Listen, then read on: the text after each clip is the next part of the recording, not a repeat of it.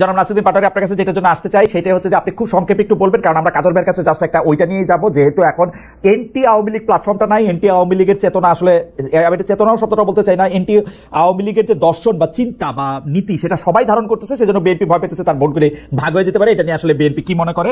জনাব নাসিরউদ্দিন পাটোয়ারী, আমার প্রশ্ন হচ্ছে যে আপনারা যখন দল গঠন করেন বা দল গঠন করার আগেই আর্থিক স্বচ্ছতার বিষয়ে আপনারা আমাদেরকে অনেক প্রতিশ্রুতি দিয়েছিলেন, ওয়েবসাইটে সেটি উঠবে, কে আপনাদেরকে চাঁদা দিচ্ছে কে দিচ্ছে না সেটির আসলে কতদূর আপনারা এনসিপি থেকে, যারা এনসিপির কেন্দ্রীয় নেতা আছে, তারা বেতন নেন কিনা?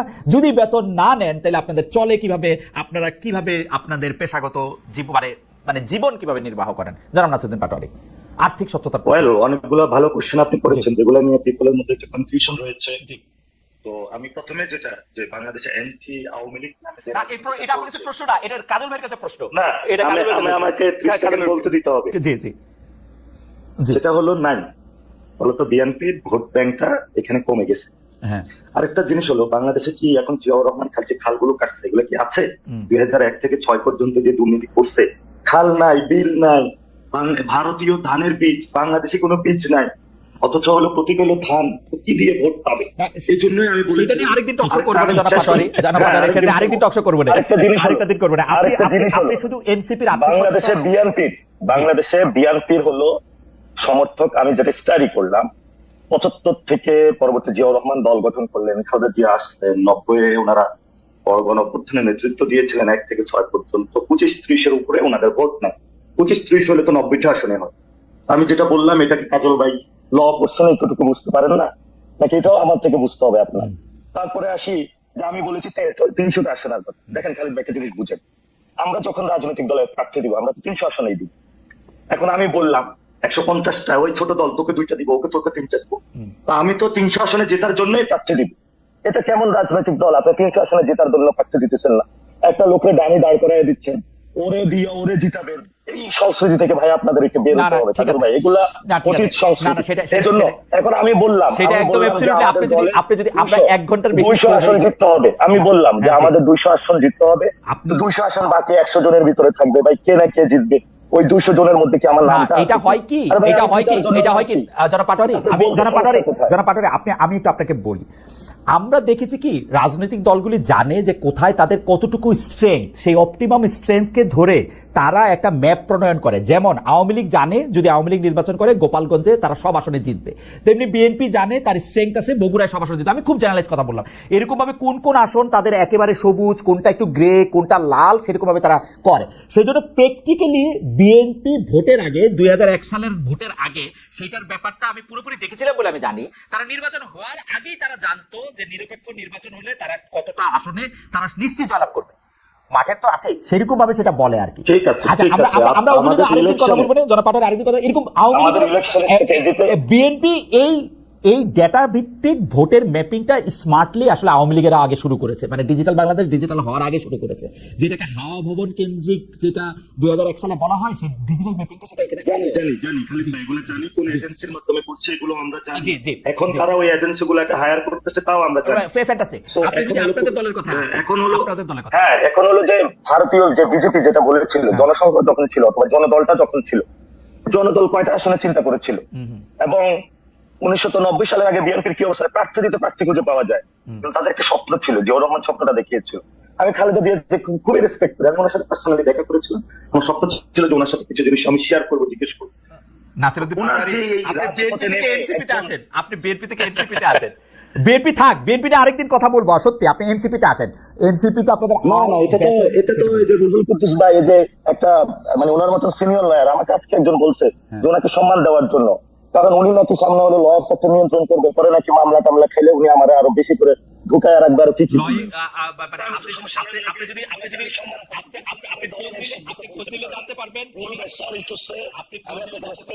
আপনি যে শব্দ আজকে চয়ন করেছেন, আপনি এটা এক্সপ্যান্ড করবেন। 1 নাম্বার। 2 নাম্বার জিনিসটা হলো, আপনি আমাদের ফাইন্যান্সিয়াল সিস্টেমের কথা বলেছেন।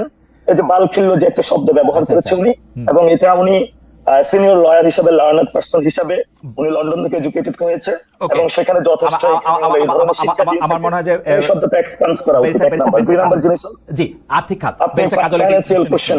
জি আচ্ছা, ফাইন্যান্সিয়াল কোশ্চেন আপনি কথা বলেছেন। আচ্ছা, বেঁচে কাজ আপনি বলেছেন, আমি একটু বালখিল্য শব্দ, এগুলো আপনি বলতে পারেন না। 2 নম্বর জিনিস হলো ফাইন্যান্সিয়াল যে বিষয়টা, সেটা হলো যে আমরা একটা নীতিমালা করেছিলাম। নীতিমালার মধ্যে আমরা এনেছিলাম আমাদের দুইটা জিনিসকে মিক্সড করতে হবে। মিক্সড করতে গিয়ে আমার যে পলিটিক্যাল কালচার রয়েছে সেটার জন্য আমরা স্টাডি করার জন্য নির্বাচন কমিশনের আরপিওটা স্টাডি করলাম, সাউথ এশিয়াতে যে পলিটিক্যাল পার্টিগুলার যে ফাইন্যান্সিং সিস্টেম সেটা নিয়ে স্টাডি করি। আমরা ভারতে গিয়ে যেটা পাইলাম সেটা হলো রাহুল গান্ধীর কিন্তু যে ফাইন্যান্সিয়াল স্ট্রাকচার, এটা হলো বিজেপির মোদী হলো ফ্রিজ করে রেখেছিল, বিজেপি আবার বন্ড ছেড়েছিল। আমরা একটা সুন্দর মডেল আবার হলো মালয়েশিয়াতে গিয়েছি। মালয়েশিয়ার যে তরুণ প্রজন্ম তারা ফাইন্যান্সিয়াল মডেলের ক্ষেত্রে নতুন একটা ধারা নিয়ে এসেছিল। থাইল্যান্ডের একটা তরুণদের একটা পার্টি, মুভ ফরওয়ার্ড পার্টি, আপনি শুনেছেন, 167 তারা সিট পেয়েছিল। তাদেরও তো ফাইন্যান্সিয়াল একটা মডেলে তারা সিস্টেম নিয়ে এসেছিল। আর বর্তমানে আমেরিকার নেক্সট প্রেসিডেন্ট ক্যান্ডিডেট বলা হয়ে থাকে এওসি কে। এওসি একজন বারটেন্ডার ছিলেন, খুবই স্ট্রাগল লাইফে ছিলেন, তার ফাইন্যান্সিয়াল ক্লিয়ারেন্স খুবই স্ট্রং। এবং আপনি যে আমদানির কথা বলেছিলেন যে আপনি টকশোতে কত, তারও ফাইন্যান্সিয়াল আমি ব্যাকগ্রাউন্ড দেখলাম খুবই স্ট্রং এবং মানে ক্লিন। স্ট্রং বলতে তো আমরা হাজার হাজার কোটি টাকার মালিক বুঝে ওইটা নাই, খুবই ক্লিন এবং তার ট্র্যাক রেখেছে। আমরা যখন দল গঠন করলাম আমরা খুবই একটা চিন্তার মধ্যে পড়ে গেলাম যে স্ট্রাকচার গুলোতে বিভিন্ন দল, বিভিন্ন বিএনপির এমপি গুলো অফার করতেছিল যে আমাদের সাথে আসো, ব্যবসা করো, কোথায় থেকে ইলেকশন করবা, কি করবা, দল চালাবা কিভাবে, বিভিন্ন দেশ আমাদেরকে বলতেছে, বিভিন্ন গোয়েন্দা সংস্থা বলতেছে। আমরা বলছি নো, আমরা কোনোটাতে যাব না। তখন আমরা ইয়েল ইউনিভার্সিটি, MIT ইউনিভার্সিটি এবং ওয়ার্ল্ডের যারা বাংলাদেশি ডায়াসপোরা আছে তাদের সাথে যোগাযোগ করলাম, how can I solve this matter. তারা আমাদেরকে একটা ফাইন্যান্সিয়াল মডেল বানিয়ে দিল। আমরা সেই ভিত্তিতে গিয়ে আমাদের সেই রিসার্চ বেসড যে ফর্মটা আছে আমরা সেটা অবমুক্ত করলাম। আমরা ক্রাউড ফান্ডিং এ গেলাম, আমরা টি শার্ট, ব্যাগ বিভিন্ন জায়গায় জনগণের কাছে গেলাম। অর্থাৎ আমরা যেহেতু এখনো আর্মির এস্টাবলিশমেন্ট ভাঙতে পারি নাই, আমাদের ব্যুরোক্রেসির এখন এস্টাবলিশমেন্টের যেটা আওয়ামী এস্টাবলিশমেন্ট ভাঙতে পারি নাই এখনো, মিডিয়ার এস্টাবলিশমেন্ট ভাঙতে পারি নাই এখনো, অর্থাৎ এগুলোকে চেঞ্জ করতে পারি নাই। আমরা এই জন্য হলো জনগণমুখী হলাম, এই জন্য আমরা ফাইন্যান্সিয়াল রাইট সেগুলো সেটা ওয়েবসাইটে প্রকাশ করার কথা ছিল, সেটা কি আপনারা করতেছেন? জি, আমাদের ওয়েবসাইটে আপনার ট্র্যাকিং এ সবগুলো বিষয় আছে। সেখানে হলো আমরা আবার জনগণকে একটা জিনিস হিসাব মিলিয়ে দিত, অর্থাৎ আমাদের ডেবিট ক্রেডিটটা মিলিয়ে দিত, যেটা হলো আমাদের কাছে আমাদের। জি, সেটা আপনারা দিচ্ছেন। আর আপনারা এটা হলো ডেভেলপ হচ্ছে আমাদের, মানে যত টাকা উঠতেছে, মানে আমাদের যত অ্যাকাউন্ট থেকে ঢুকতেছে সেই জিনিসটা কত খাতে কোথায় খরচ হচ্ছে আমাদের ওয়েবসাইট হলো দুই পাশে থাকবে।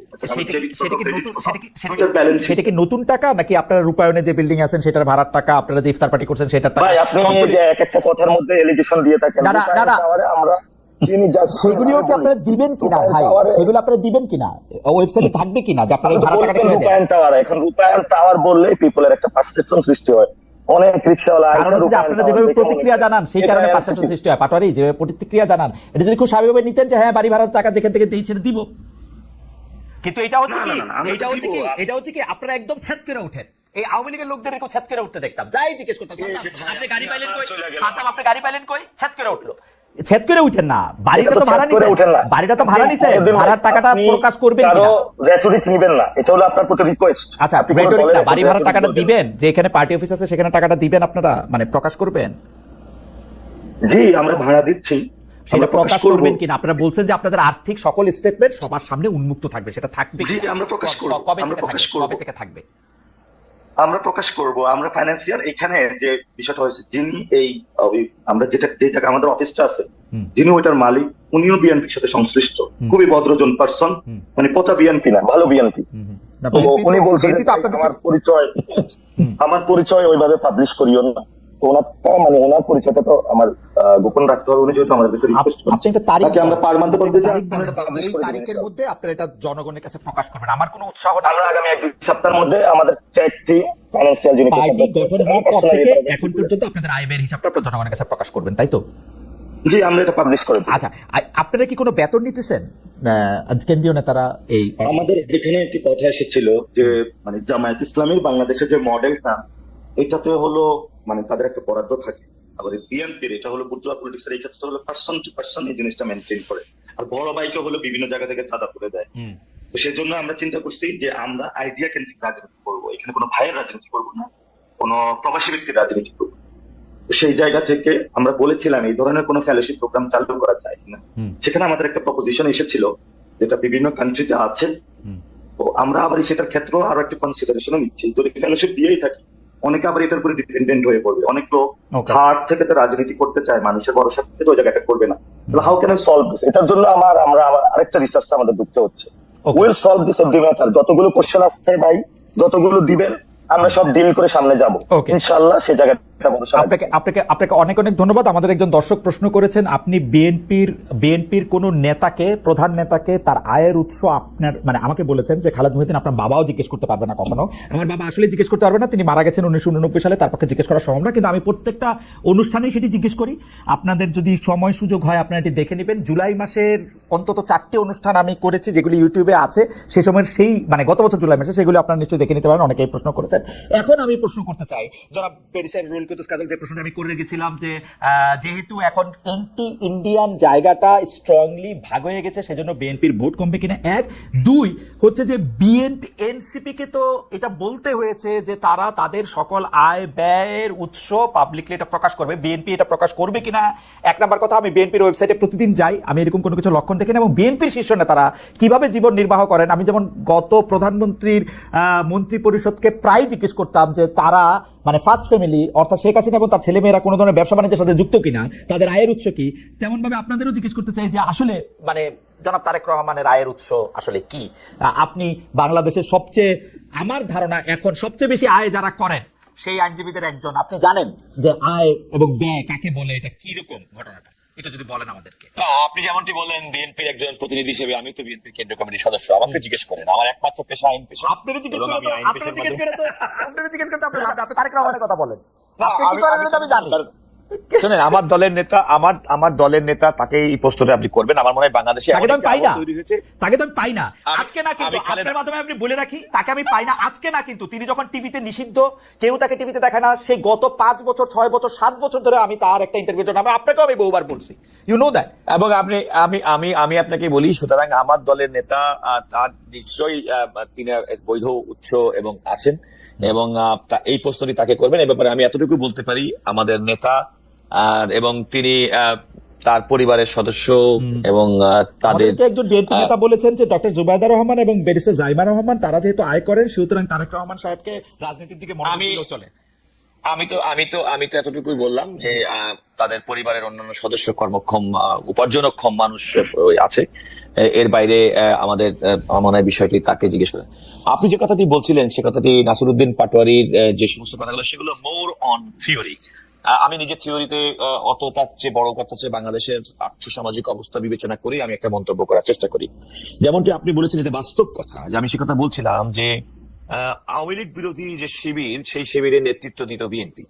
এখন আওয়ামী লীগের অনুপস্থিতিতে এই শিবিরের ভোটের মধ্যে তো অবশ্যই একটা টানাপোড়েন থাকবে, এবং এই টানাপোড়েনটা থাকাটা অত্যন্ত স্বাভাবিক, এটা গণতন্ত্রের সৌন্দর্য। আপনি তারেক রহমানের বক্তব্য রেফারেন্স দিয়ে যে কথাটি বারবার বলছিলেন, যে তিনি বলছেন আগামী নির্বাচন অত্যন্ত প্রতিদ্বন্দ্বিতাপূর্ণ, অনেক কঠিন হবে। এই কঠিনের একটা কারণ হচ্ছে ভোটারদের মন জয় করা। আপনি আমাদের দলের নেতার বক্তব্য থেকে এ কথাটা কিন্তু স্পষ্টত, যে মানুষের ভোটারের মন জয় করার মাধ্যমেই তারা রাষ্ট্র ক্ষমতায় যেতে চায়। এটা বাংলাদেশের মানুষের জন্য একটা আশ্বস্ত হওয়ার বিষয়। তার দলের নেতৃবৃন্দকে যখন তিনি এভাবে অ্যালার্ট করেন, প্রকারান্তরে এই কথাই বোঝাতে চান যে ভোট ছাড়া অন্য কোন প্রক্রিয়ায় আমাদের রাজনৈতিক দল হিসেবে রাষ্ট্র ক্ষমতার দায়িত্ব পাওয়ার কোনো সুযোগ নেই। That is plain and simple. এই প্লেন এন্ড সিম্পলের ক্ষেত্রে অনেকগুলো অংশীদার, আপনি যেমনটি বললেন, কদিন আগে গত শনিবারের মধ্যে আপনার সৌরদ্দি উদ্যানে একটা সমাবেশ হলো। আমি আগামী নির্বাচনকে সামনে রেখে অনেক রকমের হিসাব নিকাশ তো হবেই, এবং এই যার যা রাজনৈতিক অবস্থান থেকে সে তার দলের হিসাব করবে, বড় দল হিসেবে তার একটা হিসাব করবে। এমন তো হতে পারে যে বিএনপি চিন্তা করছে, যেটা বিএনপির অন্যতম পলিসি ছিল, যেটা 31 দফা ভারপ্রাপ্ত চেয়ারম্যান বারবার বলেছিলেন, যে আমরা রাষ্ট্র ক্ষমতা যাওয়ার সুযোগ পেলে, রাষ্ট্রকে সেবা করার সুযোগ পেলে সমস্ত রাজনৈতিক দল এবং শক্তিদেরকে আমরা ইনভলভ করব।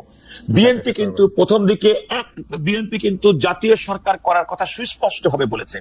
বিএনপি আরেকটি কথা বলেছে, আপনি খেয়াল করে দেখুন, জাতীয় সংসদ কাদর ভাই, এই জাতীয় সরকারটা অনেকটা জাতীয়তাবাদী জাতীয় সরকার হবে, তাই তো? মানে আপনার যাকে পছন্দ তাকে আপনি নেবেন। হ্যাঁ, আপনি তাই যদি হয়ে থাকে তাহলে কেন বিএনপি এককভাবে পার্লামেন্টের দ্বিকক্ষ বিশিষ্ট পার্লামেন্টের কথা দাঁড়ায়? বিএনপি তো দেশের বুদ্ধিজীবী, সুশীল সমাজ, শিক্ষিত মানুষ, এই সমস্ত মানুষদেরকে ইনভলভ করানোর জন্য তো উচ্চ কক্ষের বিধান বিএনপি মেনে নিয়েছে। এবং বিএনপি নারীদেরকে ক্ষমতায়ন করার জন্য, সংসদে নারী আসন বাড়ানোর জন্য, 100 আসন উন্নীত করার জন্য কাজল ভাই, এইটা আরেকদিন আপনি কেন্দ্রীয় সদস্য হিসেবে আমরা আরেকদিন আপনার কাছে স্পষ্ট শুনবো। আর্থিক স্বচ্ছতার প্রসঙ্গটা যদি আপনি একটু বলেন, যে আর্থিক স্বচ্ছতার জায়গাটা এই সাথে আমি আপনাকে বলি, আমি যতটুকু পার্টি হিসেবে পাটোয়ারি, আমি if I am not wrong, যতটুকু আমার জানার মতে প্রত্যেকটা রাজনৈতিক দল, নিবন্ধিত রাজনৈতিক দলের প্রত্যেক বছরের আয় ব্যয়ের হিসেব নির্বাচন কমিশনে জমা দিতে হয়। আমার জানা মতে বিএনপি গত বছরের আয় ব্যয়ের হিসাব নির্বাচন কমিশনকে জমা দিয়েছে।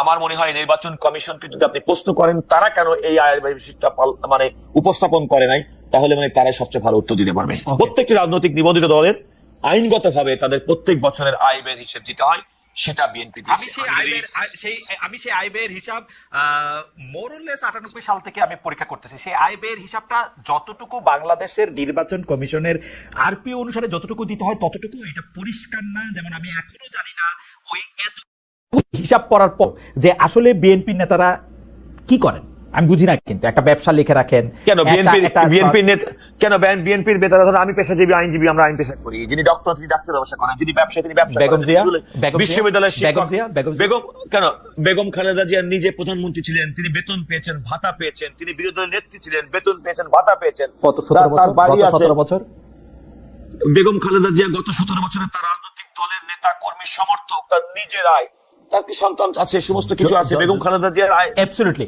আমরা এই জিনিসগুলি জনাব তারেক রহমান এবং বেগম খালেদা জিয়া এই আরেকটা কথা বলি, আমি একটা কথা সময় নাই। খালেদা জিয়া তো বাংলাদেশের একজন আয়করদাতা। রাইট। আপনি যদি এইভাবে বলেন তাহলে আপনি যদি কোনো কারণে বাংলাদেশের একজন নাগরিক হিসেবে, প্রথম শ্রেণী নাগরিক হিসেবে যিনি আয়কর প্রদান করেন, তো তিনি তো তার আয়ের উৎস আয়কর বিভাগের কাছে সুস্পষ্ট ভাবে বলেছেন, এবং সেটা সেখানে সংরক্ষিত আছে। সুতরাং আইনি প্রক্রিয়ার মধ্যে ওইটা প্রিভিলেজ যিনি ট্যাক্স দেন। No, it's open. এটা ওপেন। আপনি যখন নির্বাচনে দাঁড়াবেন তখন আমি সেটাই বলছি, আমি তো বেগম খালেদা জিয়াকে নির্বাচন করেননি। গত 17 বছর তো করেন নাই, গত 17 বছর তো করেন নাই, সেই জন্য বলতেছি গত 17 বছর বেগম খালেদা জিয়াও করেন নাই, তারেক রহমান সাহেবও করেন নাই। বেগম খালেদা জিয়া বিগত 17 বছর যে ধরনের নির্যাতন নিপীড়নের শিকার হয়েছে। এই যে কাজল ভাই, আপনি কিন্তু আমাকে ট্রাবলে ফেলতেছেন। এখন বিএনপির লোকেরা আমাকে একটা এন্টি বিএনপি কোয়া এখন একটা মানে আমি বলছি না, আমি বলছি বেগম খালেদা আপনি এখন আমাকে আমার মনে হয় যে আমার প্রশ্নটা আপনি বুঝতে পারছেন, যে এটা যদি মানুষের সামনে থাকে মানুষ এটা দেখে নেবে। আমরা একদম শেষ পর্যায়ে আছি। কাজল ভাই আপনার অনেক ধন্যবাদ। আমি একটু জনাব নাসির পাটোয়ারির কাছে 40 সেকেন্ডের জন্য যেতে চাই। জনাব নাসির পাটোয়ারি, এই আগামী নির্বাচনটা মানে এটা একটা মানে জ্যোতিষী ধরনের প্রশ্ন, কিন্তু আমি আপনার মানে আপনি তো আর সত্যি বলতে পারবেন না, কিন্তু আপনার গেস্টটা আমি শুনতে চাই যে আপনি মনে করেন কবে নির্বাচনটা হবে। কেউ বলেন ডিসেম্বরে হবে, সেটা থেকে শুনে এখন ফেব্রুয়ারি আসছে, কেউ বলেন এপ্রিলে হবে, কেউ বলেন এপ্রিলে হবে না, তারপরে হবে। আপনার কাছে কি মনে হয়? এটা আপনার কাছে শেষ প্রশ্ন আমার, মানে জাস্ট তারিখটা মানে কেন মনে হয় সেটা আরেকদিন শুনবো। যদি কোনো বড় ঘটনা না করে ফেব্রুয়ারি ইলেকশন হয়ে যাবে, যদি বড় কোনো ঘটনা না ঘটে। কারণ এখানে ওই যে জুলাই সনদের একটা বিষয় আছে, সেটা হয়তো বা বিএনপি ছাড় দিচ্ছে। লন্ডনের কথা হয়েছে, পার্সোনাল কথা কি হয়েছে এটা আমরা জানি না, তবে সেখানে দুজনকে যেহেতু হাস্যজ্জ্বল ছবিটা আমরা দেখেছিলাম, তাদের মনে হয়েছিল বোথ পার্টিজ আর কোঅপারেটিভ। ওই জায়গায় মনে হয়েছে যে ফেব্রুয়ারিতে ইলেকশন হওয়ার পসিবিলিটি রয়েছে। ঠিক আছে, কোনো বড় ঘটনা না। ঠিক আছে, হোল্ড অন এ সেকেন্ড আমরা একটু বেশি কাজল আপনার কাছ থেকে একটু জানতে চাই জ্যোতিষী প্রশ্নটা। আপনার কাছে কি মনে হয় ফেব্রুয়ারি, এপ্রিল, তারপরে? না, আপনি কিন্তু খালেদ খেয়াল করে দেখবেন, লন্ডনে বিএনপির ভারপ্রাপ্ত চেয়ারম্যান জনাব তারেক রহমানের সঙ্গে ডক্টর মোহাম্মদ ইউনূসের বক্তব্যের পরিপ্রেক্ষিতে লিখিতভাবে স্টেটমেন্ট করে বলা হচ্ছে দুজন সিদ্ধান্ত গ্রহণ করেছেন। আচ্ছা, তো আপনিও মনে করছেন ফেব্রুয়ারিতে ইলেকশন হবে, তাই তো? আমি এই কারণে মনে করি যে বাংলাদেশের জুলাই আগস্টের গণ বিস্ফোরণের পরবর্তীতে এই দেশের মানুষের কাছে গ্রহণযোগ্য ব্যক্তি হিসেবে ডক্টর মোহাম্মদ ইউনূস রাষ্ট্র দায়িত্ব পালন করছেন, এবং তার কথার একটা মূল্য আছে। তিনি যেটা বলেছেন যে নির্বাচনটি হবে এবং সেটি ফেব্রুয়ারি পর্যন্ত লন্ডনে বসে যে যৌথ বিবৃতি, আমি সেটার উপর আস্থা রাখতে চাই। আমি মনে করি এর ব্যত্যয় ঘটার কোনো কারণ। আজকের অনুষ্ঠানে আপনি শেষ কথা বলবেন, আপনি 2 সেকেন্ড না, আপনি 30 সেকেন্ড বলেন। এনসিপি নিবন্ধন চেয়েছে, সব জায়গায় আসলে নির্বাচনী কার্যক্রম শুরু করেছে। নতুন রাজনৈতিক দল হিসেবে আপনি আমাদের অভিনন্দন জানবেন আপনার দলের পক্ষ থেকে, এবং নির্বাচনকে সামনে রেখে জনগণের উদ্দেশ্যে আপনি কি বলতে চান? আপনি 30 সেকেন্ড বলেন, কিন্তু প্লিজ 30 সেকেন্ডই বলেন। আপনি 2 সেকেন্ড চেয়েছিলেন, 30 সেকেন্ড বলেন। প্রথমত এই লন্ডনে যে বৈঠকটা হয়েছিল বিএনপি এবং গভর্নমেন্টের এই বোথ পার্টির যেটা হয়েছে, এটা বাংলাদেশের ইতিহাসে প্রথম এই ধরনের হয় নাই। ওইটার কারণে এটা বিএনপিও ভুল করেছে, সরকারও ভুল করেছে। ওইটার কারণে বাংলাদেশের যে পার্টিগুলো আছে তাদের নেতৃবৃন্দের সাথে আমাদের কথা হয়েছে, সেটা একটু টানাপোড়েন করেছে। দুই পক্ষে লন্ডনে যে মিটিংটা করেছে নির্বাচনের সামনে এটা রেখে আমি মনে করি এনসিপি যে- ভোটারদের জন্য বা নতুন যারা আপনি দল হিসাবে হ্যাঁ, মানে এটা- জনগণের উদ্দেশ্যে এটা বলেন, তো আপনি এটা আপনি জনগণের আমার উদ্দেশ্যে ধারণা আমাদের এবারে আমরা- জোক সেপার্ট আপনি 30 সেকেন্ড বললেন, জোক সেপার্ট মানে এটা জোকটা একটু বলি। আমার ধারণা এনসিপি যদি কোনোদিন ক্ষমতায় আসে, আওয়ামী লীগের একটা কিন্তু বিএনপি মন্ত্রী থাকতো যার কাজ ছিল খালি বিএনপির সমালোচনা করা, বিএনপির এই করা। জনাব হাসান মাহমুদ এই দায়িত্ব পালন করছেন বেশ কিছুদিন নিষ্ঠার সাথে, হাসানুল হকিনু কিছুদিন এই দায়িত্ব পালন করছেন। আমার ধারণা এনসিপি ক্ষমতায় আসলে আমার প্রিয় নাসিরউদ্দিন পাটোয়ারি হবেন বিএনপি মন্ত্রী, কারণ উনি সারাক্ষণ বিএনপি সমালোচনা করেন। আমি বিএনপি সমালোচনা না, আমি জাস্ট বলতে চাইতেছি ভোটারদের কাছে এনসিপি বা জনাব নাসিরউদ্দিন পাটোয়ারি কি আহ্বান জানাবেন, আপনি যদি 30 সেকেন্ড একটু বলেন। কারণ নতুন রাজনৈতিক দল হিসেবে না, আমাদের আমি- মনে হয় আমাদের সবার কর্তব্য আমি- এনসিপির আমি ভবিষ্যতে হলে আমি বলি কি, আপনি যেটা বলেছেন, আমি ভবিষ্যতে আমার অনেক কাজ আছে, maybe I have to take the responsibility of আমাদের ডিসিপ্লিনারি। সো আপনাকে আমি আগে এটা ইঙ্গিত দিতে পারি মানে আমি কি বলতে চাচ্ছি। রাইট। আরেকটা যে বিষয়টা আপনি বলেছেন, আমরা মানুষের দুয়ারে দুয়ারে যাচ্ছি, আমাদের যেমন ভোটার কেন্দ্রিক রাজনীতি রয়েছে, আমাদের দেশটা কিন্তু পরিবর্তন হয়নি। ফলত আমাদের ন্যাশন এবং স্টেটের জায়গা আমরা মনে করি অনেক কাজ করতে হবে। শুধু যদি ভোট পেয়ে পার্লামেন্টে গিয়ে এলাকায় কোন জায়গায় কালভার্ট, ব্রিজ হয়েছে, দুর্নীতি, এই জায়গাটা থেকে বের হয়ে আমরা দেশটা পুনর্গঠনের কাজে, সেই জায়গায় যদি এনসিপির ঘরে একটি আসনও না আসে, আমরা এই লড়াইটা যদি চালিয়ে যাই, আমরা মনে করি যে আগামীতে আমরা সরকার গঠন করতে পারবো। এবং পিপল আমাদের কাছে ওই বিষয়টা এক্সপেক্ট করে বা আশা করে। আমরা মানুষের ওই আশার জন্য কাজ করে যাচ্ছি। পুরো বাংলাদেশের মানুষ, আপনারা যারা শুনছেন, বিএনপির লিডারশিপ নয়, যারা বিএনপির নেতা কর্মী, যারা আপনারা নিপীড়িত হয়েছিলেন, আপনাদের যাদেরকে আমরা মুক্ত করে দিয়েছি, লড়াই করে দিয়েছি, আপনাদেরকে আমরা পাশে চাই। Right. জামাতের যারা বিভিন্ন নেতা কর্মী, আর জামাতের সময় জনাব নাসিরউদ্দিন পাটোয়ারি, জনাব নাসিরউদ্দিন এনসিপির সাথে থাকবেন। এনসিপি বাংলাদেশে নতুন ভাবে নেতৃত্ব দিবে। Oh my God, আমাকে 1 মিনিট সময় দিন। না না কাজে ভাই আর সময় নাই, কাজে ভাই আর সময় নাই, আপনি আমি আপনি জবাব 30 সেকেন্ড বলবো। আচ্ছা এনসিপির কাজল ভাই, আচ্ছা। আপনিও এনসিপিতে আসতে পারেন আচ্ছা ইনশাআল্লাহ।